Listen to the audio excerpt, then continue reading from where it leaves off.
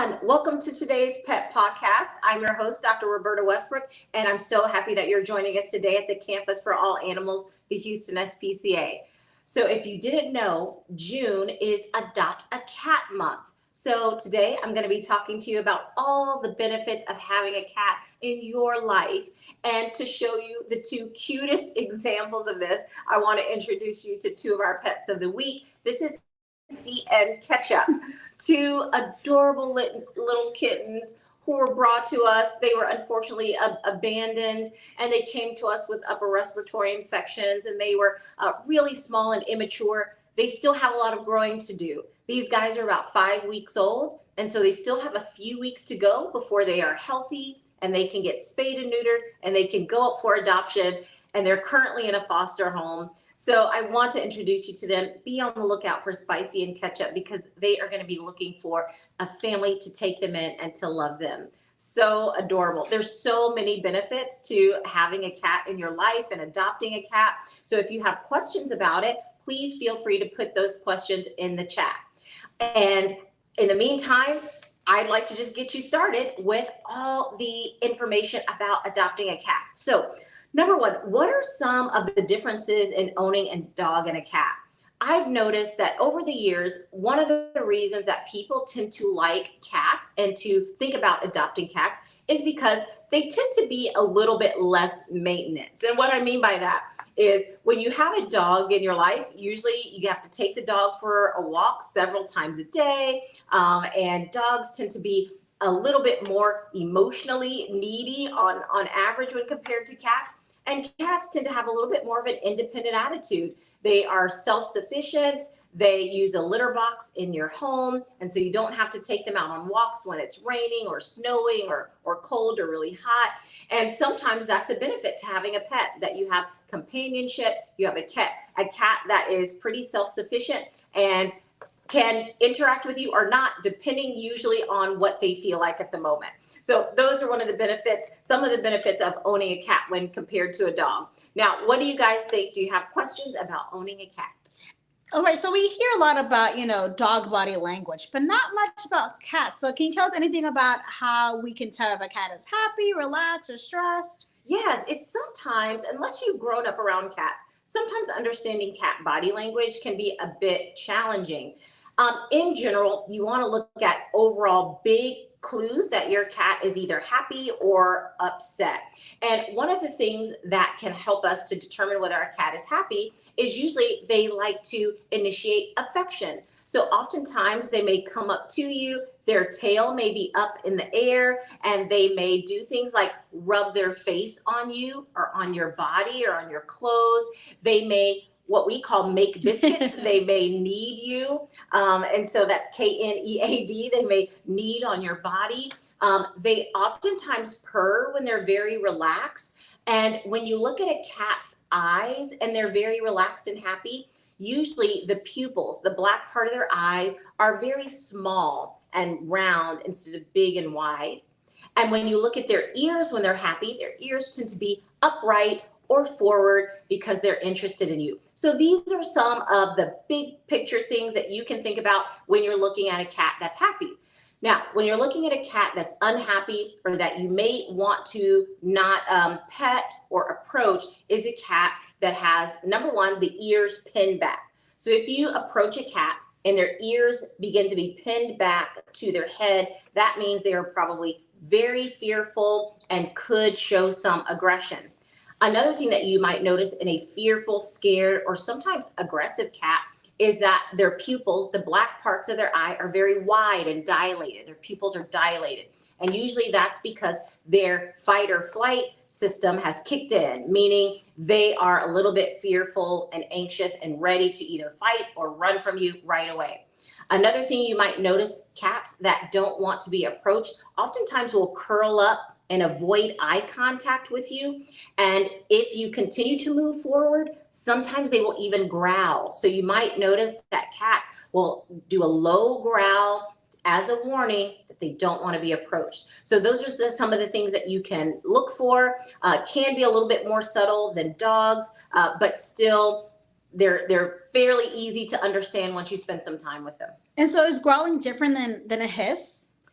Great question. So hissing and growling, both of those can be indications that a cat is agitated or upset, or a warning that they do not want to be approached. A growling is usually a low sort of growl with the mouth closed, as opposed to a hiss that usually is with the mouth open and they're blowing air out of their mouth and they're showing their teeth. And they're making like a blowing sound out, or as opposed to a growl is usually low. Sometimes the growl gets high pitched where the cat is like, and if you hear those, it sometimes can be interesting whether or not that's a positive thing or not. Sometimes the high pitch we misinterpret as being positive, and the low pitch we assume is negative. But sometimes that growl can be up and down in terms of its pitch. Both, though, are indications that the cat may not be in the best of moods, and I would refrain from interacting with that cat. So should we ever tell them to not to hiss, or should we ever stop that behavior? You know, it's a natural behavior, and usually sometimes we think that the cat that's doing the hissing is the aggressor. But really what's happening is when a cat is hissing, they're oftentimes doing that as a defense mechanism. They are oftentimes the ones that feel as if another cat or a person is going to attack them. And so they're doing it as a defensive mechanism as opposed to an offensive interaction. So usually if you notice that, the best thing to do is not to correct the action, not to do anything negative to make them stop the action. Just move away, give them some time, and work on whatever that interaction is that you want to have with them. They just may need a little bit more time. I do not recommend reprimanding the cat, hitting or spraying them with water, or doing something that may scare them further. Sometimes that makes these fearful reactions worse. And can hissing ever be a sign of something wrong, like they have an issue or something like that? You know, that's a great question. Could hissing be a sign of something deeper going on? So sometimes hissing certainly could happen. Again, the cat is indicating that they may not want you to approach them, and that could be for some underlying reasons like health concerns. So if the cat is painful or doesn't feel well, sometimes they may hiss saying, "Hey, don't touch me, I'm painful, I don't feel well." But most often it's just because they are fearful either of the environment. It's a new environment. Perhaps they just feel like they may be uncomfortable. But if you're noticing that your cat has other symptoms and you're wondering if they're sick or injured in some way, please see your family veterinarian. Certainly it could indicate that they don't want you to be close to them because they don't feel well or something is hurting them. And if my cat's become more agitated or more shown more aggression throughout the years, what can cause that?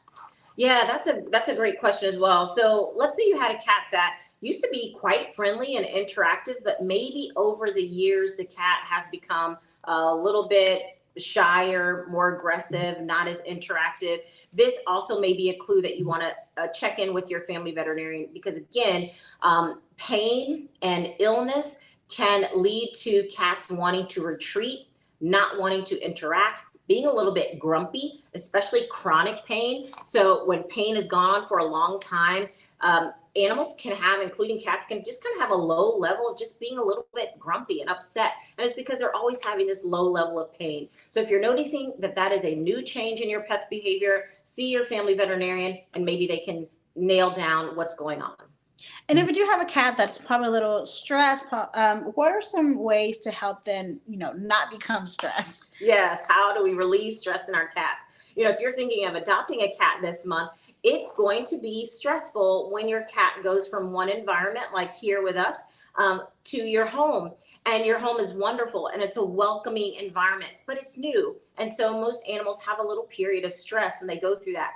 Things that you can do to make them more comfortable. Give them time to adjust. So it may be best when you bring your cat home to give them a small area of your home that's theirs, that they can be free in, but it's not the entire room of the house. Maybe it's a room, maybe it's a bathroom, maybe it's like the laundry room if there's not a lot of action going on there. You want something quiet and you want something that can provide food, water, and maybe a covered space for them to go in and sleep and hide if they need to. But giving them kind of an area that they can get used to first, and then giving them increasing amounts of exposure to the rest of your home gradually, that can help them to adjust.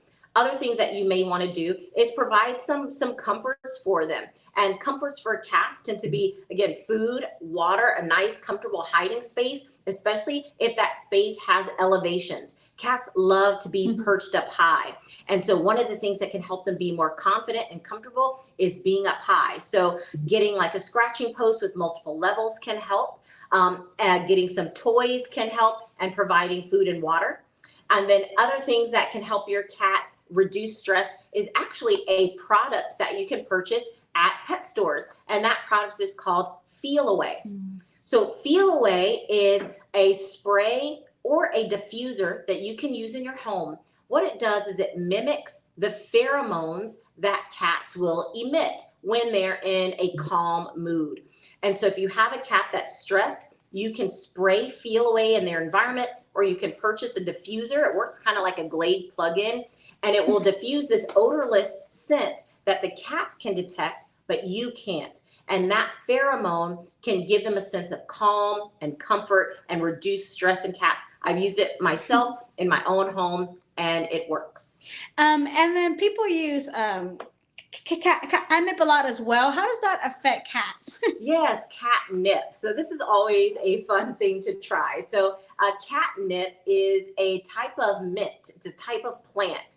And some cats, about 50% of cats, have kind of a hypersensitivity to it. They really are attracted to it. They love to sniff it. They love to play with it. And when they do, they oftentimes get kind of a high from it. Can make them kind of have two reactions. Some cats will kind of seem like they're in a dreamy trance and they get calmer. And other cats get sort of the zoomies. They'll run around the house and roll over and really show a lot of loving interaction when they're playing with catnip.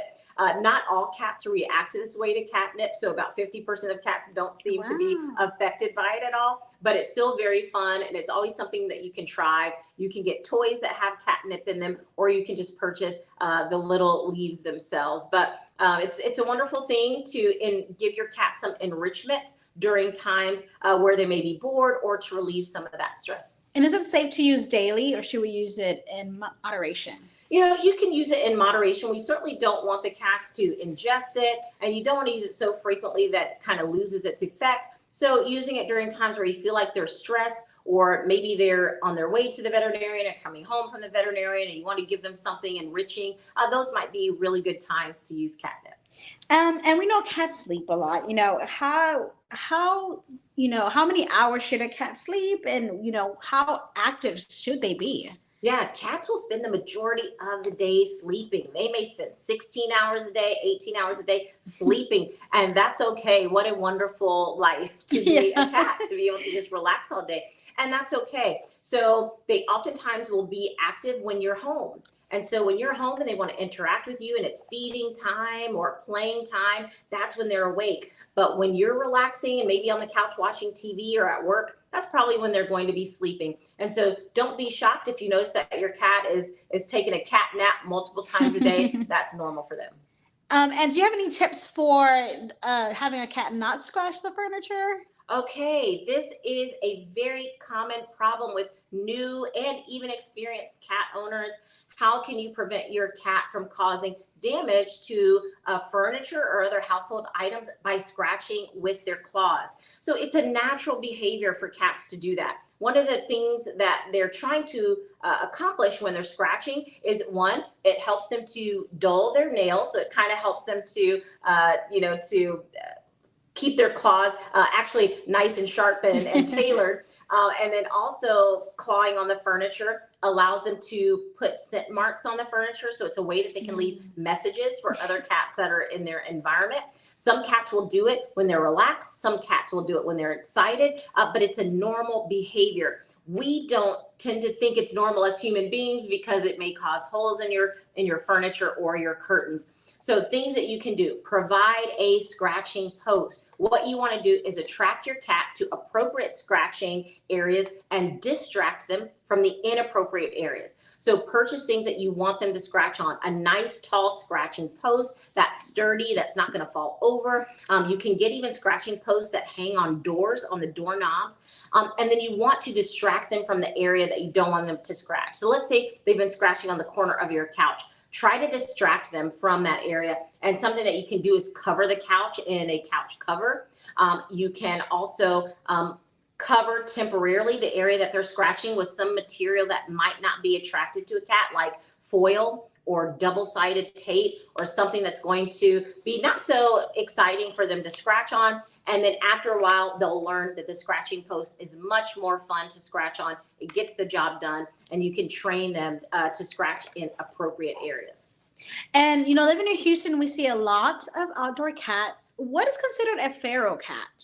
Yeah, so if you hear the term feral, feral typically refers to an outdoor cat that has never had any human interaction. Maybe they were born outdoors, they've never had any human interaction, and so they're usually very fearful. And sometimes, in some cases, they can be aggressive toward people just because they are unsure and fearful. And so feral cats are common. In some cases, instead of calling them feral cats, we would call them community cats, because these cats live out in our community and they make the community their home. And so we sometimes see these cats coming into shelters. People may bring them in, or they sometimes get injured. And so they will oftentimes come into the shelter for medical care, and we will call them either feral cats or community cats. Can an unsocialized cat ever become a friendly indoor cat? Especially when we feed them, we become attached to them and we see them on a regular basis. Sometimes this can happen. We've seen it happen before, where an outdoor cat who has never had much human interaction or little to no human interaction before actually can become socialized and transition to an indoor cat. So we've had cats before that have come to us. Maybe they were injured or sick, and they had a report of being a community cat or a feral cat. But oftentimes they can develop relationships with humans after a lot of time, and they start to see human beings as friendly and as resources. And absolutely, some cats can transition. Maybe not all cats, but some can, and they can transition to indoor lives quite well. And then kind of on the flip side, if my indoor cat loves to be outdoors, is that safe to let them free roam? So if you have an indoor cat and it seems like your indoor cat is wanting to go outside and explore outside, I think it's okay, but there's some safety things and concerns that you should take into consideration and try to prevent. So one, if your cat is going outdoors, if possible, you may consider screening in your back porch or building what's called a catio. And so what that is just allowing your cat to be outdoors, but still keeping them in an enclosed area so that they don't enter into any danger that might be out in the community, especially things like cars or other predator type animals. So it's okay to let them outdoors. Another thing that might be helpful is if your cat is going to be outdoors, to get them a collar that has an ID tag on it with your name and phone number. So in case they get lost, they can be reunited with you. Have your cat be microchipped as well, so that, again, if they get lost, if they wind up in a veterinary clinic or shelter, we can reunite them. And then the other thing is to make sure that that if your cat is going to be outdoors, that really that you are making sure they come back in, that you're keeping a watch on them. We don't really want the cats to travel far. That might put them in more danger. So keep track of them, give them a smaller outdoor area to explore, and consider maybe even leash training your cat, and you can take your cat on a walk with you. It would be much safer that way. Any tips on leash training or get them used to the leash? Yeah, so leash training your cat is a process. It is getting used to them. Some cats are going to tolerate it and others may not, but with time, I think it will work fine. And what you can start with is going to your local pet store and purchasing a cat harness. So a cat harness will fit your cat appropriately, and you want to get your cat just used to wearing a harness first inside the home. So don't right away put your cat in a harness and a leash and take them out for a walk. You want to do it slowly. Put them in a harness, put them in your home, let them walk around your home for a few hours with the harness on. You might notice that at first your cat may freeze and they don't know what to do with the harness on. That's okay. Keep it on for a little while, give them a treat while the harness is on, let them experience it as a positive experience. Then you can take the harness off and you can repeat that until they get used to the harness. The second step will be to attach a leash to the harness once they're used to it. And you can walk around with them for a few minutes at a time with the leash in your hand and see how they tolerate that. What it does is it allows them to be attached to a leash, but the leash is not pulling on them. It kind of has a little laxity there. And the same thing give them treats, make it a very positive experience. And then the third thing you want to do is let them roam around the home, dragging the leash behind them so that they get used to a little bit of tension on the leash as if they're pulling it. And when they get used to that, then you might be ready to explore outdoors. Start in your backyard, somewhere safe, somewhere enclosed, to get your cat used to walking on a leash. But it'll be a fun experience for everyone, hopefully.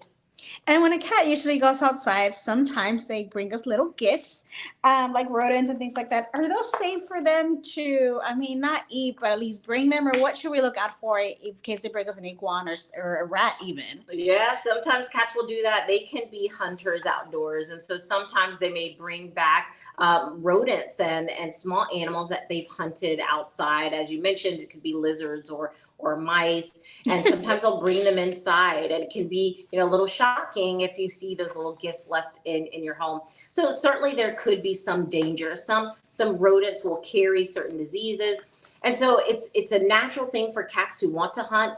But is there some risk associated with it? Absolutely. Sometimes rats and mice have gotten into other toxins or poisons, and maybe they passed away from those toxins and poisons. Now your cat is, has that mouse or that rat in their mouth, and the toxins can secondarily affect your cat. So there are some risks associated with it. Again, one of the things just to be aware of if you have an outdoor cat, it's one of the risks. And one of the things to consider if you're wanting your cat to go outdoors, it might be best to keep them in an enclosed area to prevent those dangers.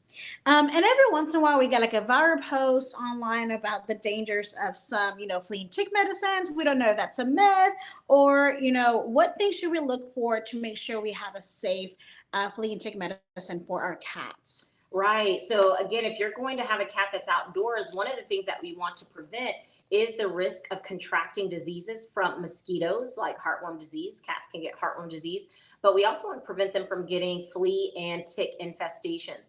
And one of the things that family members try to do is to go to a local pet store or grocery store and purchase flea and tick prevention. And for cats, you have to be extra careful because common flea and tick medications can actually be toxic to cats. One of the most common active ingredients in flea and tick medications over the counter is an ingredient called permethrin or pyrethrins. Permethrins or pyrethrins. So these types of ingredients are actually toxic to cats, and they can cause nervous system signs. And what I mean by nervous system signs is they can cause tremors, seizures, ataxia, which is a wobbly gait. It can cause hypersalivation and even vomiting.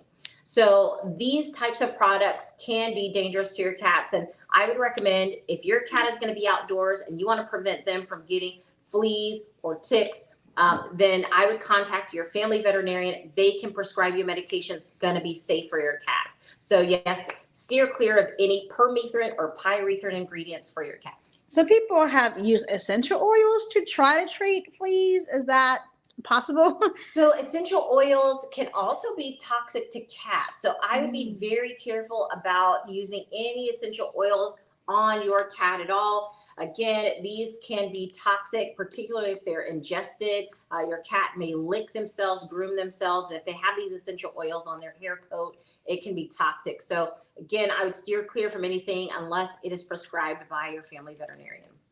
So thank you guys so much for joining. We really hope that you will consider adopting a cat this month. June is the month for cat adoptions. So come on down to our adoption center. We are open every day, 11 a.m. to 6 p.m. There's no appointment necessary. And come and see all the cats and kittens that we have available. We have lots of kittens. It's kitten season. Just like you see Spicy and Ketchup, we've got lots of kittens available. So come on down to our adoption center. If you adopt a kitten, you can get a second cat for free. So we have a special going on right now where if you adopt a kitten, you can get a second cat for free. So please consider coming on down. If you can have one, what's better than having two? You might as well get two. So thank you guys again for joining us today on the Pet Podcast. I will see you next week. I'm your host, Dr. Roberta Westbrook. Have a good weekend. See you soon.